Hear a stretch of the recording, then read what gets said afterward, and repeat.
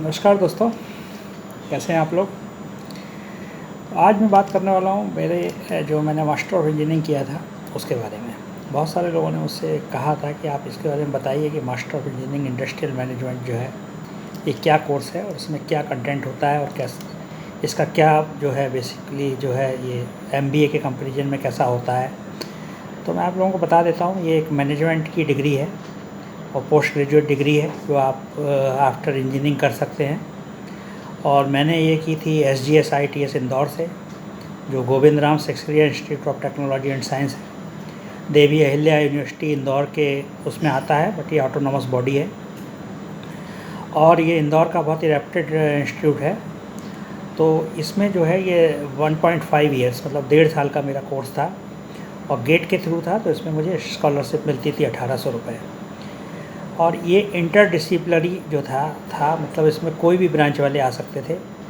Basically mechanical engineering वाले ज़्यादा थे, बट इलेक्ट्रिकल इंजीनियरिंग वाले भी हम 2 लोग थे और उसके अलावा कुछ जो है वहीं के बी थे। एक लड़का था जो कि इंडस्ट्रियल इंजीनियरिंग से ही उसने बी किया था। इसके अलावा एक प्रोफेसर थे उज्जैन के और एक कर्नल थे, एक मेजर थे जो कि स्पॉन्सर्ड में स्टडी लीव लेके आर्मी से थे, महू से, वो लोग भी कर रहे थे ये कोर्स। तो हमारे हेड ऑफ द डिपार्टमेंट थे मिस्टर चितले, जो कि इस कोर्स के बेसिकली मेरे प्रोजेक्ट के गाइड भी थे, जो मेरा प्रोजेक्ट हुआ। और इंदौर में जो है मैंने शुरू में इनिशियली मुझे हॉस्टल नहीं मिला था, तो मैं इनिशियली जो है एक रूम लेके रहा था 3 महीने के लिए। उसके बाद मुझे हॉस्टल मिल गया था तो मैं हॉस्टल में शिफ्ट कर लिया था। हॉस्टल जो था वो बहुत अच्छा नहीं था, इट्स एवरेज हॉस्टल। और इंदौर में जो है बाकी चूँकि ये एकदम सिटी में है कॉलेज, तो इसलिए बहुत ज़्यादा दिक्कत नहीं होती थी। अब मैं बात करता हूँ इसके कोर्स कंटेंट की। तो बेसिकली हम लोगों के 2 सेमेस्टर होते थे, 3 सेमेस्टर थे टोटल। तो उसमें से एक सेमेस्टर में तो थीसिस थी टोटली, जो कि मैंने टोटल क्वालिटी मैनेजमेंट पे की थी, जिसमें मेरा स्पेशलाइजेशन था तागुची मेथड। और मैंने मिस्टर चितले जो कि हेड ऑफ द डिपार्टमेंट थे, उन्हीं के अंडर में ये थीसिस की थी। थीसिस जो 6 महीने का होता है वो उसमें आपको इंस्टीट्यूट में जाना नहीं पड़ता है, आपको अपने से प्रिपेयर करना होता है। तो उस समय आपको कॉम्पिटिटिव एग्ज़ाम्स की तैयारी के लिए बहुत अच्छा माहौल मिल जाता है। सेकेंडली वहाँ पे हम लोग जो थे बेसिकली बहुत ज़्यादा जो है एग्ज़ाम के टाइम पे ही पढ़ते थे ME के लिए, और बाकी कॉम्पिटिटिव एग्ज़ाम की तैयारी करते थे। और चूँकि वहाँ पे एक एटमॉस्फेयर था, प्लस वहाँ पे बहुत सारे लोग थे, तो बहुत सारे जो है IIT के जो सॉल्व क्वेश्चंस पेपर्स होते थे नागरट कोठारी के, या उस तरह की चीज़ें वहाँ पे अवेलेबल हो जाती थी, जो कि घर पे बैठ के शायद संभव नहीं था। प्लस वहाँ पे लाइब्रेरी फैसिलिटी थी, रीडिंग रूम था, जिसमें बैठ के आप जो भी बुक्स चाहिए आपको उसकी हेल्प ले सकते थे और उससे आप स्टडी कर सकते थे। जो आपको इम्पॉर्टेंट लगता है उसकी आप फ़ोटो कॉपी करा सकते थे। तो ये भी जो है एक बेनिफिशियल था कॉम्पिटिटिव एग्ज़ाम्स की तैयारी के लिए, एज वेल एज जो मास्टर ऑफ इंजीनियरिंग डिग्री है उसके लिए। जो कोर्स कंटेंट था उसमें फर्स्ट सेमेस्टर में हम लोगों का जो बेसिकली था प्रोडक्शन इंजीनियरिंग का एक सब्जेक्ट होता था, एक इंडस्ट्रियल इंजीनियरिंग का सब्जेक्ट होता था, एक जो है वो उसमें क्वालिटी मैनेजमेंट का सब्जेक्ट था, कुछ इंजीनियरिंग मैथमेटिक्स का सब्जेक्ट था एक। और जो सेकंड सेमेस्टर था उसमें हम लोगों का जो सब्जेक्ट थे वो फाइनेंशियल मैनेजमेंट एक सब्जेक्ट था, एक मार्केटिंग मैनेजमेंट था, एक मटेरियल मैनेजमेंट था, एक पर्सनल मैनेजमेंट था, और एक जो है वो total quality management, basically quality management था, जिसमें कि आप क्रिटिकल पाथ मेथड और PERT पार्ट जो कि आपके प्रोजेक्ट मैनेजमेंट से कनेक्टेड होता है, इसको प्रोजेक्ट मैनेजमेंट सब्जेक्ट का था और उसमें स्पेशलाइजेशन था TQM। तो बेसिकली 5 हो गए, जो project management, material management, human resource management, financial management और मार्केटिंग मैनेजमेंट है। मार्केटिंग मैनेजमेंट हम लोग फिलिप कॉटलर से पढ़ते थे, जो कि बहुत ही फेमस बुक है। और बाकी बहुत सारी बुक्स जो हम लोग रेफरेंस में लेते थे, उसको हम लोग फ़ोटो कॉपी भी कराते थे नोट्स की, और उससे भी काफ़ी पढ़ाई करते थे। और इसमें जो एग्ज़ाम पैटर्न हम लोगों का था, बेसिकली इसमें सारे मैनेजमेंट के सब्जेक्ट जो है कवर हो जाते थे। और चूँकि एक जो है सब्जेक्ट लिया गया था हर एक विंग का, और एक स्पेशलाइजेशन जो था उसमें आप थीसिस करते थे। तो बेसिकली इसमें जो एग्ज़ाम पैटर्न था वो बड़ा थोड़ा सा टफ था। इसमें हर 2 महीने पे एग्ज़ाम होते थे, मतलब एक सेमेस्टर में 3 एग्ज़ाम होते थे, और तीनों एग्ज़ाम्स का जो टोटल है उससे जो है टोटल मार्क्स बनते थे। तो पहला एग्ज़ाम होता था वो 20% मार्क्स के लिए होता था, फिर दूसरा एग्ज़ाम होता था 30% मार्क्स के लिए होता था, और फिर तीसरा एग्ज़ाम होता था 50%। तो टोटल ये 100% हो जाता था। और इसी तरह जो है सेमेस्टर 2 में भी जो है वो 100% होता था। हॉस्टल का माहौल अच्छा था पढ़ाई के लिए, लोग पढ़ाई करते थे, बहुत सारे लोग आईएएस वगैरह की तैयारी कर रहे थे, आईएएस की तैयारी कर रहे थे, मैं और मेरा फ्रेंड भी कर रहे थे।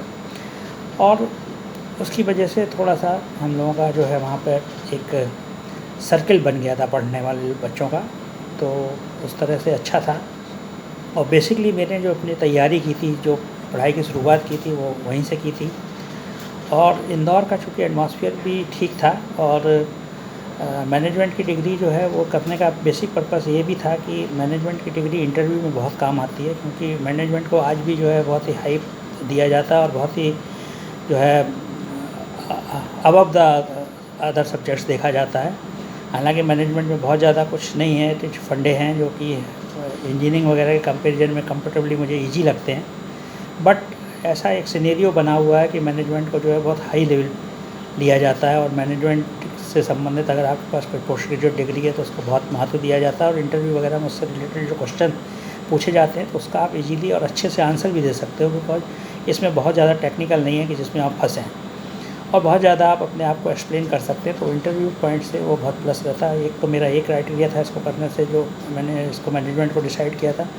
दूसरा, उस समय मैं इलेक्ट्रिकल इंजीनियरिंग पढ़ रहा था और मैं पढ़ के बोर भी हो गया था बहुत ज़्यादा इलेक्ट्रिकल इंजीनियरिंग, और यूपीएससी की जो मैं आईएएस की तैयारी कर रहा था उसके लिए भी इलेक्ट्रिकल इंजीनियरिंग पढ़ रहा था। तो मैं नहीं चाहता था कि और मैं किसी पर्टिकुलर जो है इंस्ट्रूमेंटेशन या किसी में और स्पेशलाइजेशन लेके इलेक्ट्रिकल इंजीनियरिंग की और फर्दर स्टडी करूँ। थोड़ा सा चेंज था, थोड़ा मैनेजमेंट थोड़ा सा अच्छा लग रहा था मुझे, इंटरेस्टिंग लग रहा था और काफ़ी यूजफुल लग रहा था इंडस्ट्रीज़ के लिए, और या अपने जॉब में जो है मैनेजमेंट स्किल में यूटिलाइज कर सकता हूँ। प्लस मैनेजमेंट ऐसा सब्जेक्ट था कि इसमें मुझे कॉम्पिटिटिव एग्ज़ाम्स की तैयारी के लिए काफ़ी वक्त मिल रहा था, तो मैं जो है उसको लास्ट मोमेंट पर पढ़ के भी पेपर में बहुत अच्छे मार्क्स स्कोर कर लिए थे मैंने। मेरी एमई ऑनर्स थी और 77% मैंने स्कोर किया था।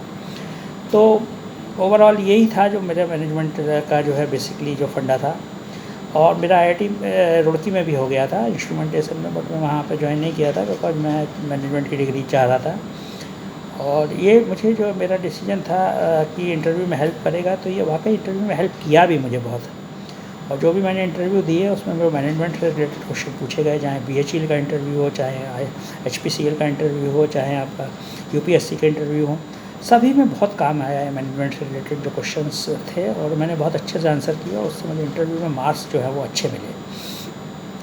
तो एक अच्छा कोर्स है मैनेजमेंट से रिलेटेड, आप कर सकते हैं, 1.5 साल में हो जाएगा।